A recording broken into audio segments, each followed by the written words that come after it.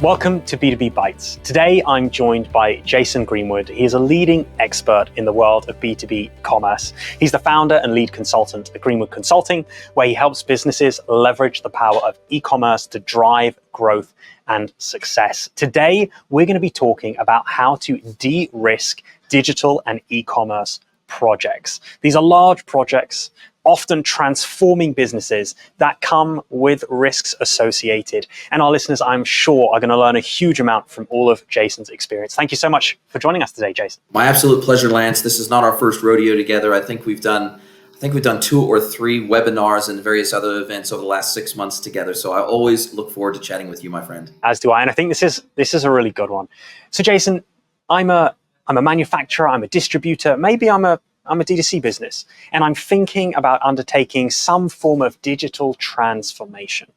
What are the things, what are the steps that I need to take to assess the project and assess the risks associated with them? And then, of course, we'll get on to talk about mitigations, but maybe let's start with some of the risks. As I'm approaching maybe an e-commerce project or a re-platform of an ERP or a change of other technology provider, what are the risks I should think about? I think one of the things that I see is that these projects oftentimes are top down, meaning that they're kind of pushed down from maybe the boardroom level, and they're forced on people in the business who don't necessarily understand why we're undergoing these projects. They don't understand why it's needed.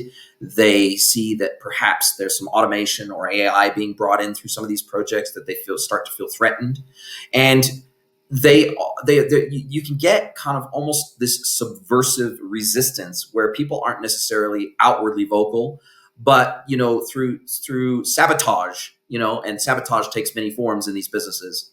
These projects can fail when not everybody in the business is on the bus. And I see the reverse also to be true in probably more cases. I see the reverse to be true, which is that everybody in the business seems to understand and recognize the need for digital transformation, except maybe the leadership team and the board. And especially where the board composition isn't maybe necessarily too diverse, and the way that they've always done business has been not through digital channels. This is where the derailment, because at the end of the day, the leadership teams and the boards are the ones that sign the checks and sign off on budgets for our major digital transformation projects. And if they are not fully on board, they can be derailed before they even begin. And so I think there has to be buy-in at all levels of a business, and that the need has to be there. It has to be genuine, and it has to be recognized across all levels of the business to really see project success. And if I had to pick one or the other, where there had to be buy-in, otherwise I could almost guarantee project failure, there has to be buy-in at the highest levels of the business with the people that sign the checks. If you don't have buy-in there, they don't see the true value of it, and you are trying to sell the unsellable, which is the term I like to use. I never go in and try to sell the unsellable. If a leadership team that I go in and I start consulting to doesn't see the value in a project, then I will walk away, because at the end of the day, I know it's going to very likely end in failure if the leadership do not believe in the transformative power of digital capabilities. That's such a great point, ensuring that you have buy-in across the company. I worked obviously with lots of B2B businesses, and there are a number of e-commerce managers, e-commerce directors, e-commerce VPs who come to us midway through assessing our platform, and say, hey, can you help me put together a deck that I can go and present to my board to show the ROI of the project and the program? It's like, of course we can. Yeah, we sure will. But I assumed you had done that a couple of months back. Otherwise, we wouldn't have got this far down the path in the first place. So on that kind of note, as we think about proving that ROI maybe to my board, how should I think about that? Or how should businesses think about that as they approach these big projects? How do they think about the return on this investment, the benefits that it will bring? In the B2B world in particular, it is oftentimes a case of being able to measure the lost productivity of sales teams and customer service, because typically in the B2B world, it's not just field sales rep and inside account managers, but it's oftentimes customer service that are taking orders via phone, email, and live chat on behalf of B2B customers.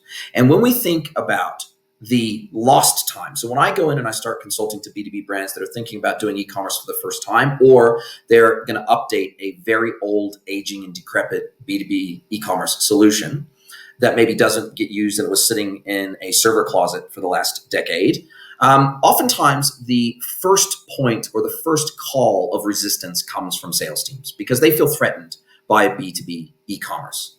Now, in order to get them on the bus and in order to be able to prove ROI of the e-commerce solution, we have to start thinking about what is it that we are going to automate or systematize, which means that humans no longer have to do those things.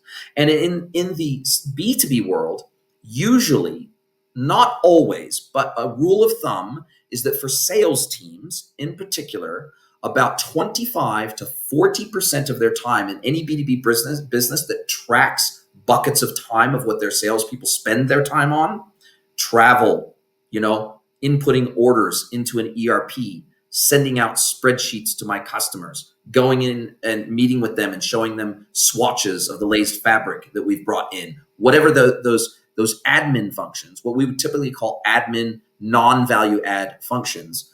When we measure the non-value add functions that sales teams and customer service teams do, it ranges anywhere from 25 to 40% of the time is spent on what I would call manual grunt work that computers are better able to do. I don't know any salesperson that likes the admin functions that they are expected to do as part of their role. And so these discussions become really, really important when you're starting to work out the ROI of any digital solution.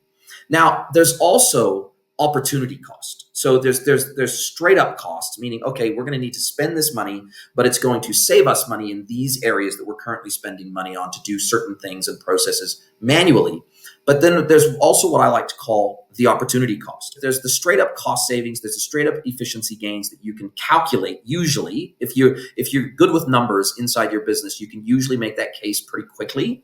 But it's the opportunity cost, which is usually the bigger component of any ROI calculation. It's will we lose business? Will we not win as much new business if we don't do this? Because increasingly, B2B e-commerce is just table stakes in the B2B world. Yeah, that's such a great kind of framework, I think, that we could think about. There's a cost, obviously, to this project.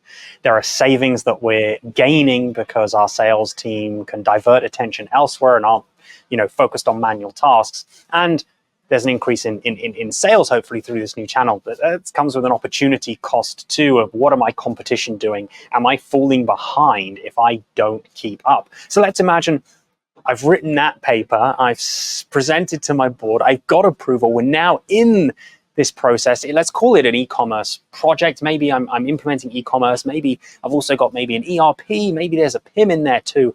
How do I track this project? How do I make sure that I keep it on the rails, that I'm minimizing risk to either having a failure of this project because things go wrong, or time overages where the length of implementation starts to increase and costs start to go up? How do I think about tracking that and mitigating these risks as I'm now working my way through building this brand new sexy e-commerce site?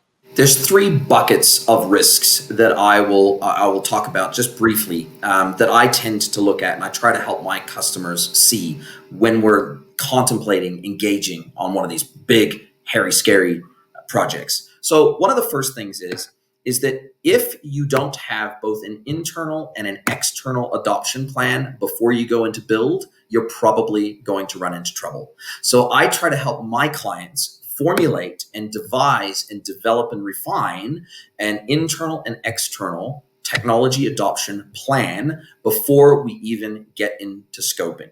Now, I won't go into all the details of that, but it requires you to engage with your existing customers. It requires you to segment those customers into customers that are likely to adopt any new technology, those that are unlikely to adopt, and those that might be on the fence. And then you treat those customers differently in the way that you communicate and engage with them even before you get into the scoping phase of the project. Then we have the internal adoption plan. We need to start thinking about, even before we start scoping our project, how are we going to ensure that everybody inside our business understands why we're doing it, understands how we're doing it and how long it's going to take roughly. And then how are we going to make sure that they're trained and onboarded into the new systems so that then not only can they use them themselves, but they can train our customers how to use those systems. So adoption planning is key. If you want to have a successful project and you don't do adoption planning, you can build the most beautiful, fastest Ferrari, but if it's not going to get driven on the track, it's just going to look good in a museum, right? So that's the first thing. The second thing is, what we have to do is we have to free up a reasonable amount of internal time and resource to dedicate to the project. And that usually looks something like taking someone out of or largely out of existing BAU efforts, business as usual, and either handing that off and spreading that amongst the existing team, bringing in temporary external resources to backfill those resources so they can dedicate it to the team, or bring in external resources to dedicate just to the project. It tends to consume far, far more time internally than what a brand thinks it will. The third thing, the third risk that I think can be mitigated and that I see happen quite frequently is poor choice of partner. Technology is important. I will not minimize the importance and the value of picking the right technology and the right stack for a given requirement or solution that's required in the business. But I actually think that picking the right partners to help you implement, to help you scope and implement those solutions, I would argue those are even more important than the technology. So what becomes the differentiating factor apart from the tech? It is who the partners are who are going to help you deliver that solution into the business. And oftentimes, it's not about price. It's not about what they're going to charge to do the work. Because if the scope is the same, and I go to, say, 3 different agencies for a rough quote or an estimate to implement a new e-commerce project, assuming the scope is the same and assuming they all understand the scope in detail, then their pricing should be within cooey of each other. So what are the differences? Usually it's personality, it's style, it's communication, it's so many intangibles. And because you're going to be joined at the hip with these partners for the long term, in most instances, it's a minimum of 5 years going to be joined at the hip with these implementation partners. You better like who you are dealing with, and you better like how they do what they do. Otherwise, it is going to be a massive exercise in frustration. So those are the 3 buckets of things I recommend that brands look at as high risk areas to a project that they need to start thinking about even before they go into scoping. I love those buckets. Those are great. And that first bucket in particular, I don't think gets talked about enough. If, as you put it, you could build the Ferrari, but if you're not going to drive it on the track and it just sits in a museum, what was the point? Adoption of B2B e-commerce is not a given. You need to make sure you're building for your customers. You have to make sure you have the resourcing. That was the second bucket. Ensure you have the people internally that can dedicate the time that's needed. And finally, I agree with you, picking the right partners. And at BigCommerce, we have a huge selection of partners, and they have different certifications, and you can find those certifications and you can use that to help make the judgment. But as you said, this is a partner for 5 years. Do you get along? Do you share the vision? Are you going to enjoy working with each other when things go wrong? Because they will. You know, when your back's against the wall, are they going to be there for you? Jason, this has been a truly fantastic discussion. Thank you so much for your time. I really appreciate it. Any listeners, if you want to contact Jason, you can find him on LinkedIn. If you're going through one of these projects, I am sure he would love to help you out. Jason, thank you so much for sharing your insights.